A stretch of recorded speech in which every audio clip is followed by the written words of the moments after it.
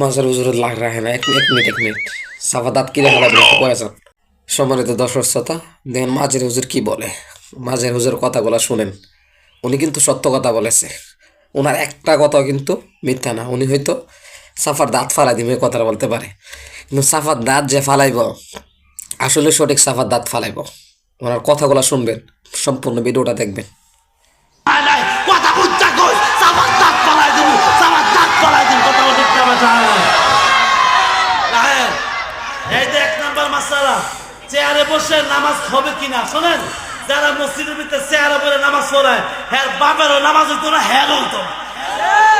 যে বুইরা একটা মসজিদে যাইতে কি করেন, যে বুইরাই কষ্ট মনে রাখেন শরীর মাসালা, যেই বুইরাই একটা মসজিদে যাইতে কি করে এই শুনে কম চেয়ারম্যান একজন সামনে কথা শোনা মসজিদে বলে না মনোযোগ দেয় বেড়া ইউটিউবে স্যার চেয়ারে বসে নামাজ পড়া যায় কিনা, যে হাইটটা মসজিদে যাইতে পারে যে কি মাসালা শরীয়তের মাসালা আমি চ্যালেঞ্জ করে লিখতে রাখ।